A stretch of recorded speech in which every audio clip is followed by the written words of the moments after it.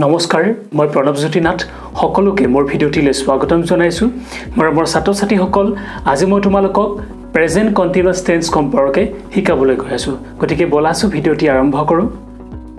প্ৰথমতে আহিছো প্ৰেজেন্ট কন্টিনিউয়াছ টেন্সৰ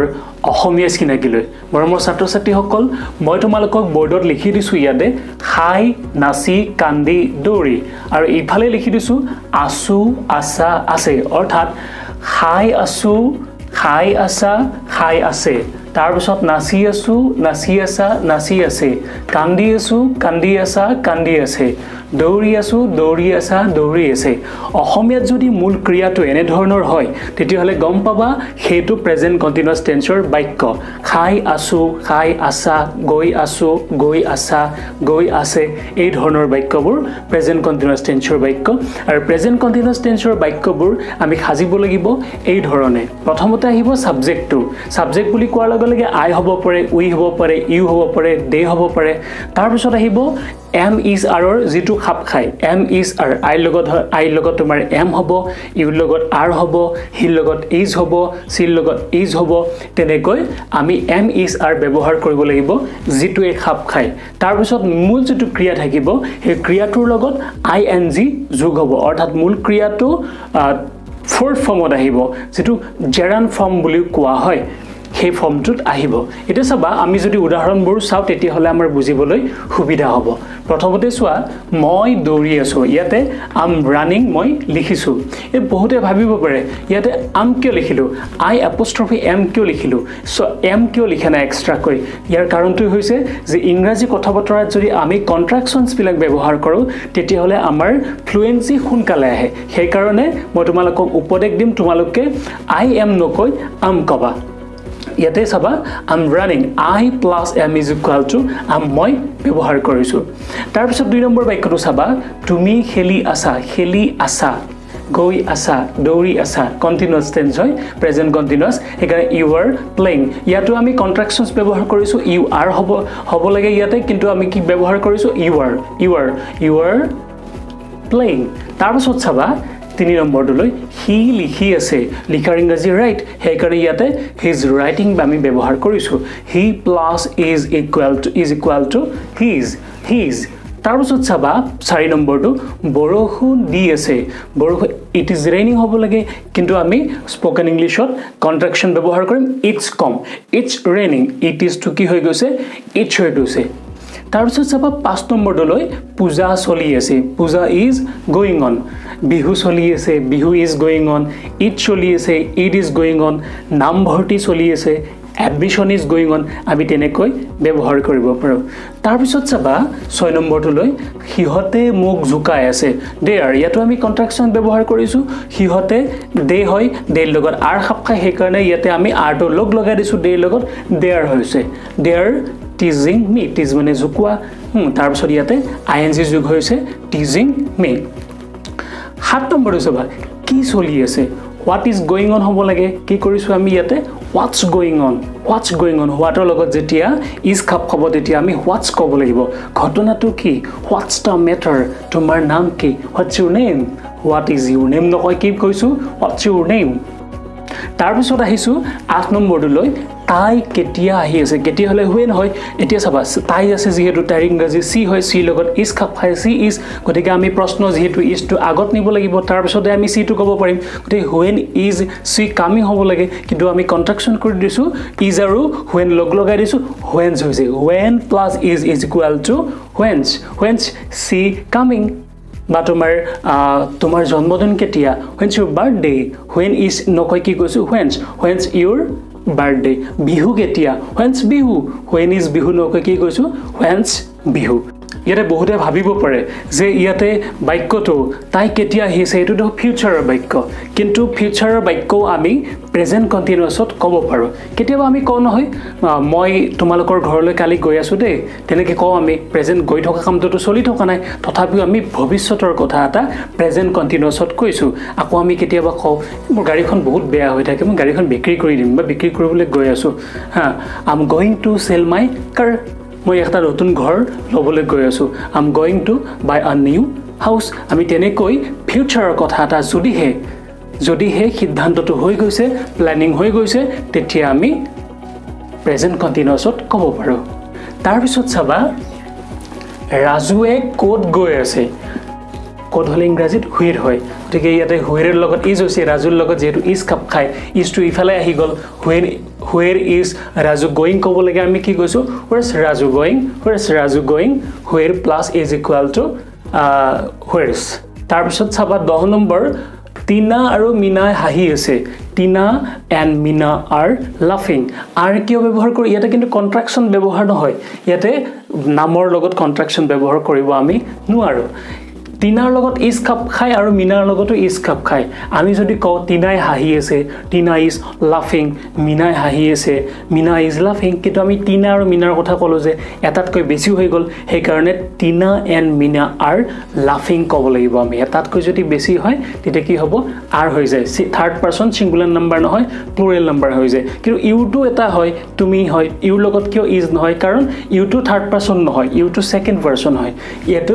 টিনা আৰু মিনা থাৰ্ড পাৰসন আৰু এটাতকৈ বেছি থকা কাৰণে প্লুৰেল নাম্বাৰ হল থাৰ্ড পাৰসন প্লুৰেল নাম্বাৰ এতিয়া চাবা 11 নম্বৰটো লৈ আমি ঘাখিনি উভালি আছো এটা ঘাখিনি আমি হলে ইংলিশত কি হয় উই লগত কি হাপ খায় আৰ হাপ খায় উই আৰ টু ইয়াতে শৰ্ট ফৰ্ম কৰিছো উই আৰ টু কি হৈছে উই আৰ উভালাৰ ইংৰাজী হৈছে আপৰুটত আইএনজি হৈছে উই আৰ আপৰুটিং দা গ্ৰাছ তাৰপিছত চাবা 12 নম্বৰটো লৈ হি আৰু তাই কথা পাতি আছে ইয়াতো হে একেটাই কথা এই যেনে আমি টিনা আৰু মিনাৰ কথা কৈছিলো টিনাৰ লগতো ইজ খাপ খায় মিনাৰ লগতো ইজ খাপ খায় দুইটা হোৱাৰ লগে লগে কি হৈ গৈছে আৰু হৈ গ'ল ইয়াতো হে হিৰ লগতো ইজ খাপ খায় সি লগতো ইজ খাপ খায় কিন্তু হি আৰু সি হোৱাৰ লগে লগে লগ লাগি গ'ল দুইটা থাৰ্ড পাৰসন প্লুৰেল নাম্বাৰ হল প্লুৰেল নাম্বাৰ ব্যৱহাৰ কৰাৰ লগে লগে আমি কি কৰিব লাগিব ইজ নহব প্ৰেজেন্ট কন্টিনিউয়াছ টেন্সত আৰু হৈ যাব হি আৰু তাই কথা পাতি আছে হি এণ্ড শি আৰ টকিং তাৰপিছত চাবা আমি এইবোৰ বাক্য এতিয়া মই ইবিলাক সাধাৰণ বাক্যবিলাক তোমালোকক দিলো এতিয়া ধৰা তোমাৰ নেগেটিভ যদি আমি ইন্টাৰোগেটিভ কৰিবলৈ বিচাৰো কেনেকৈ কৰিম এটা চাবা আমি মই প্ৰথম বাক্যটো দিছো হি খেলি আছে হি ইজ প্লেইং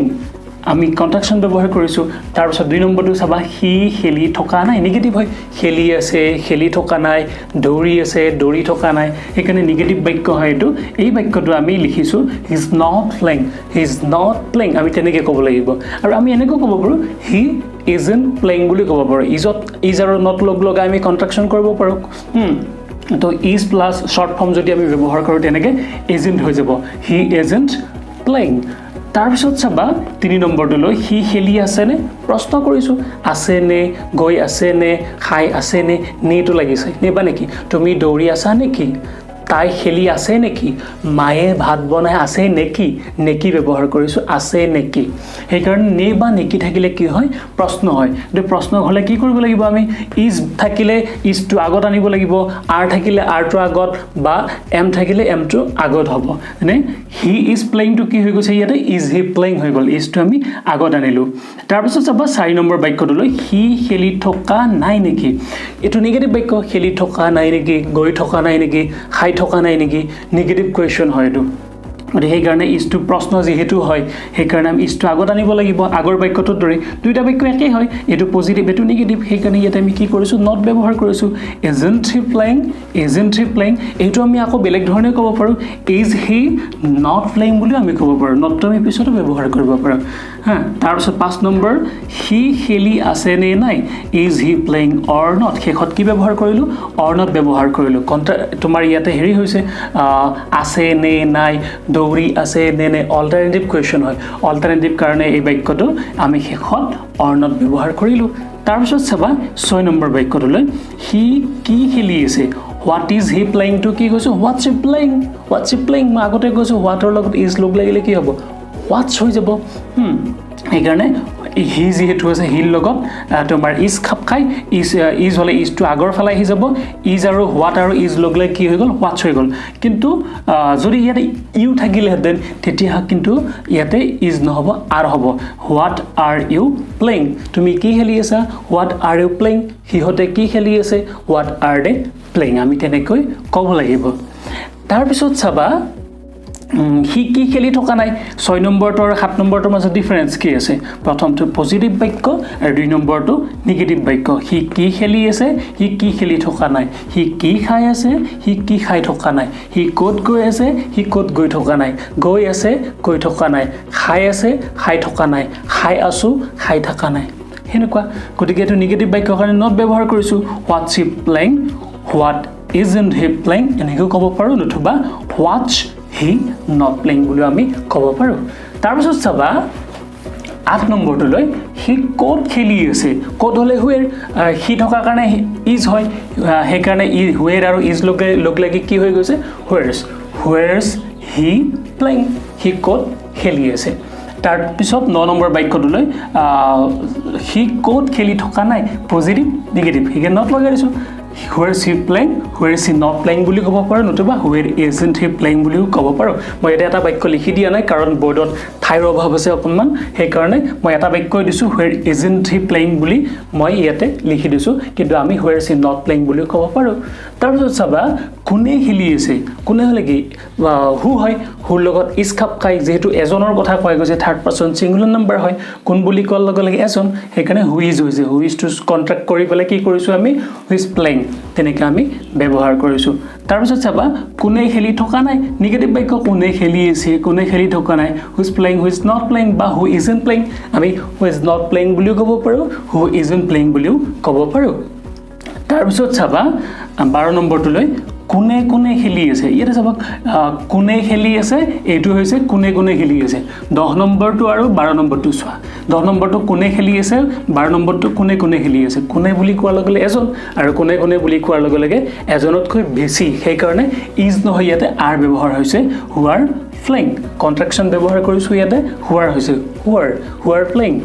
তাৰপিছত চাবা সকলোৱে খেলি আছে এভৰিবডি ইজ প্লেইং তাৰপিছত কোনেও খেলি থকা নাই নবডি ইজ প্লেইং আমি এনেকৈ বাক্যবোৰ সাজিব পাৰো ধৰা আৰু এটা মই বাক্য তোমালোকক কৈছো বৰষুণ দি আছে ইট ইজ ৰেইনিং শৰ্টকে হলে ইটস ৰেইনিং প্ৰশ্ন যদি কৰো যদি নিগেটিভ কৰো ইটস নট ৰেইনিং বা ইট ইজন্ট ৰেইনিং প্ৰশ্ন যদি কৰো বৰষুণ দি আছে নে ইজ টু আগত আহিব ইজ ইট ৰেইনিং বৰষুণ দি থকা নাই নেকি ইজন্ট ইট ৰেইনিং বৰষুণ দি আছে নে নাই is it raining or not ক'ত বৰষুণ দি আছে where is it raining ক'ত বৰষুণ দি থকা নাই where isn't it raining তাৰ পিছত আকৌ এনেকৈ হ'ব পাৰে পূজা চলি আছে পূজা is going on পূজা চলি থকা নাই পূজা is not going on পূজা চলি আছে নে is পূজা going on is to আগত ব্যৱহাৰ কৰিব লাগিব পূজা চলি থকা নাই নেকি isn't পূজা going on পূজা চলি আছে নে নাই is পূজা going on or not আমি তেনেকৈ বাক্যবোৰ সাজিব লাগিব তোমালোকে তেনে ধৰণৰ বাক্যবোৰ সাজিবলৈ চেষ্টা কৰিবা মৰমৰ ছাত্ৰ-ছাত্ৰীসকল আজি লেসনটো ইমানেই আছিল তোমালোকৰ লেসনটো যদি ভাল লাগিছে তেতিয়া হলে এটা লাইক কৰি দিবা ভিডিঅ'টিত আৰু শেষত চেনেলটো সাবস্ক্ৰাইব কৰিবলৈ নাপাহৰিবা ধন্যবাদ